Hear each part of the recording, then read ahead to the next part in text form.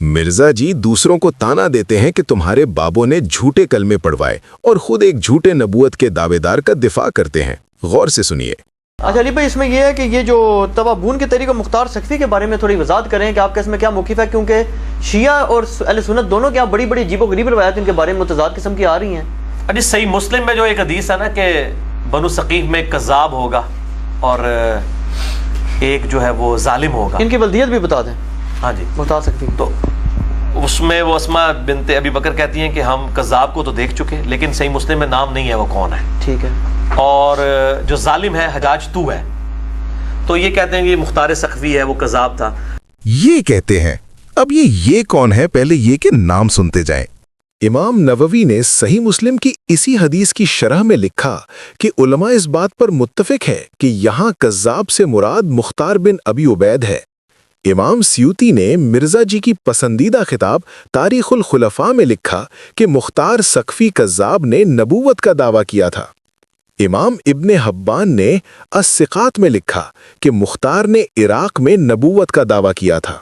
اس کے علاوہ امام قرطبی نے تفسیر قرطبی میں لکھا، امام ابن ابی حاتم نے تفسیر ابن ابی حاتم میں لکھا، حافظ ابن کثیر نے تفسیر ابن کثیر اور البدایہ والنہایہ میں لکھا، امام ذہبی نے تاریخ الاسلام اور میزان الاعتدال میں لکھا، قاضی ایاز نے اکمال المعلم میں لکھا، امام ابن حجر نے الاصابہ میں لکھا۔ امام ابن حجر نے یہ بھی لکھا کہ مختار حضرت حسین رضی اللہ عنہ کے خون کے مطالبے کا دھوکہ دیتا تھا اور دنیا طلبی سے خوش ہوتا تھا۔ امام ابن حجر نے یہ بھی لکھا کہ اہل بیت کی ایک جماعت نے اس کے خلاف دعوی نبوت اور واضح جھوٹ کی گواہی دی ہے۔ امام ابن حجر نے یہ بھی لکھا کہ حاجی مختار صاحب نے حضرت عمار بن یاسر کے بیٹے محمد کو ظلماً قتل کیا تھا، کیونکہ اس نے ان سے کہا کہ تم اپنے والد کے حوالے سے جھوٹی حدیث بیان کرو۔ انہوں نے ایسا نہ کیا تو انہیں قتل کر دیا۔ یہ کیا؟ عمار بن یاسر رضی اللہ عنہ کے بیٹے کا قاتل کون نکلا؟ اب یہ باتیں کون بتائے گا؟ پتہ نہیں یہ کون لوگ ہیں اور کتابوں سے ان کی مراد کون سی کتابیں ہیں۔ آگے چلیے۔ ہم کہتے ہیں کہ سنن الکبری البیہقی میں موجود ہے، 72 حدیث میں بھی پایا ہے۔ ایسا آئٹم یہ بھی ہے کہ عبداللہ بن عمر جو ہیں وہ تو مختار سقفی کے لوگوں کے پیچھے نماز بھی پڑھا کرتے تھے، ان کو سلام بھی کیا کرتے تھے۔ یہ ان کے غالباً بنوئی بھی تھے۔ بنوئی بھی تھے۔ اور یہ مختار سقفی جو ہیں ان کے جو والد ہیں اچھا ابو عبیدہ، وہ صحابی ہیں۔ اچھا یہ بات ثابت ہے؟ بالکل ثابت ہے۔ ابو عبیدہ سقفی، یہ جنگ قادسیہ سے پہلے جو بڑا مارکا ہوا تھا رشین اس کے ساتھ، پرشین امپائر کے ساتھ، اس میں لیڈر تھے مسلمانوں کے وہ ابو عبیدہ سقفی۔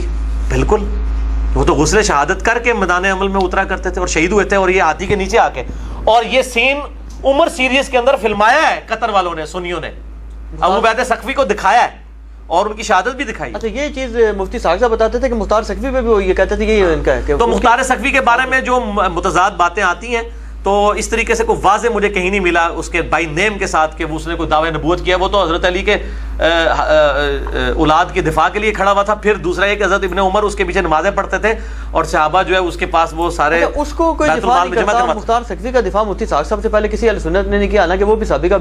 ابے چپ کر، صحابی کا بیٹا ہے، اپنی دم پہ پاؤں آیا تو اب صحابی یاد آ گیا۔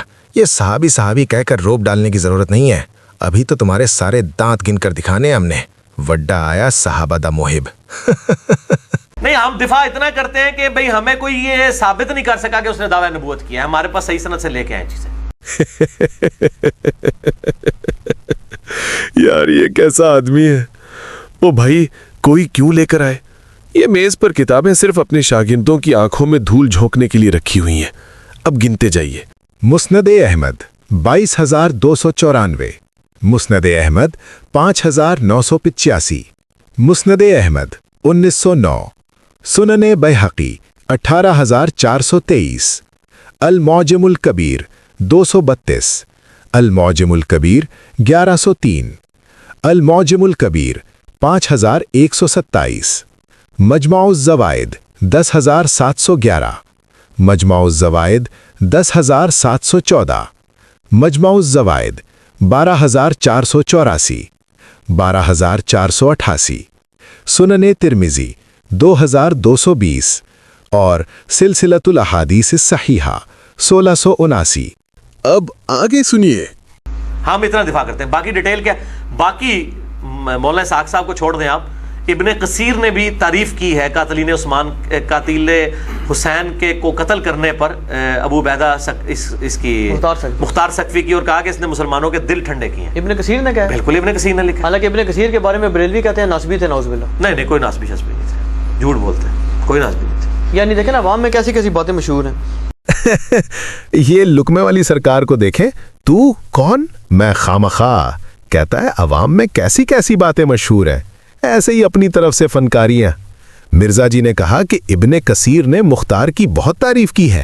اچھا جی, چلو بھائی نیڑے نیڑے آ جاؤ, حاجی مختار صاحب کی تعریف سنتے ہیں.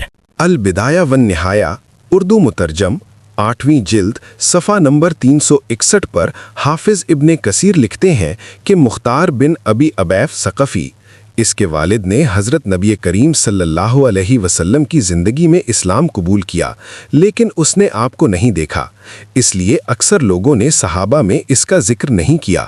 صرف ابن اسیر نے الغابہ میں اس کا ذکر کیا ہے. صفحہ نمبر 362 پر لکھتے ہیں کہ وہ ظاہری طور پر حضرت ابن زبیر کی تعریف کرتا تھا اور باطن میں آپ کو گالیاں دیتا تھا. پھر کچھ تفصیلات کے بعد آخری پیراگراف میں لکھتے ہیں کہ حضرت ابن زبیر کو اس کے مکر و فریب اور اس کی بدراہی کا علم ہوا تو آپ نے اپنے بھائی مصعب کو عراق کا امیر بنا کر بھیج دیا. مصعب نے مختار کا سر کاٹ کر ایک پولیس کے نوجوان کے ذریعے ابن زبیر کو بھیج دیا. پھر جب اس نوجوان نے ابن زبیر سے مختار کے سر کا انعام مانگا تو ابن زبیر نے کہا, تیرا انعام وہی سر ہے جو تو لایا ہے, اسے اپنے ساتھ عراق لے جا. صفحہ نمبر 363 پر لکھتے ہیں کہ پھر مختار کی حکومت یوں ختم ہو گئی گویا کبھی تھی ہی نہیں, اور اسی طرح دیگر حکومتیں بھی ختم ہو گئیں, اور مسلمان ان کے زوال سے خوش ہو گئے, اس لیے کہ وہ شخص فی نفس ہی سچا نہیں تھا بلکہ جھوٹا تھا, اور اس کا خیال تھا کہ جبریل کے ہاتھ اس پر وحی آتی ہے. حافظ ابن کثیر نے تو حاجی مختار کی کچھ زیادہ ہی تعریف کر دی, یا پھر ہو سکتا ہے کوئی غلط کتاب ہمارے ہاتھ لگ گئی ہو. توبہ. تعریفیں تو اور بھی بہت ملتی ہیں, لیکن اسی صفحے سے ایک اور اہم بات بتاتے چلیں. حافظ ابن کثیر لکھتے ہیں کہ حضرت ابن عمر سے دریافت کیا گیا کہ مختار کا خیال تھا کہ اس پر وحی آتی ہے. آپ نے فرمایا, اس نے سچ کہا ہے. اللہ تعالیٰ فرماتا ہے, بے شک شیاطین اپنے دوستوں کی طرف وحی کرتے ہیں. آخر جی ابن عمر ان کے پیچھے نمازیں پڑھتے تھے اور ان کے بہنوئی تھے. کسی کا رشتہ دار ہونے سے جھوٹا آدمی ہیرو بن جاتا ہے. واہ اوئے, نام نہاد علمی کتابیوں. ہاں, مختار ثقفی کو کتابوں میں حضرت اور رضی اللہ عنہ بھی لکھا گیا ہے, لیکن وہ اہل سنت کی کتابیں نہیں ہیں. مثال کے طور پر جلاء العیون میں حضرت اور رضی اللہ عنہ لکھا گیا ہے. دلچسپ بات کہ ابو عبیدہ بھی یہیں لکھا ہوا ہے. مرزا کو بھی لفظ ابو عبیدہ ہی یاد ہے. ٹھہریے, ابھی کہانی ختم تھوڑی ہوئی ہے. آج ہم مرزا اینڈ کمپنی کو پھکی نہیں چلو بھر پانی دیں گے کہ شرم سے ڈوب مرو. سامعین, یوٹیوب میں لکھیے یزید کے 10 جھوٹے دفاع.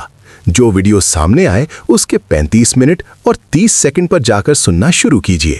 آپ دیکھ کر حیران رہ جائیں گے کہ مرزا نے صحیح مسلم کی حدیث کے ترجمے کا سکین تو لگایا, لیکن مختار ثقفی کا نام مٹا دیا. اس کے بعد آپ مرزا کی ویب سائٹ سے صحیح مسلم کی 4تھی جلد ڈاؤن لوڈ کر کے صفحہ نمبر 702 کھول کر دیکھیے. مختار ثقفی کا نام واضح نظر آئے گا. یار, یہ کون سی مخلوق ہے, کتابیں کھول کر دیکھتے رہیے.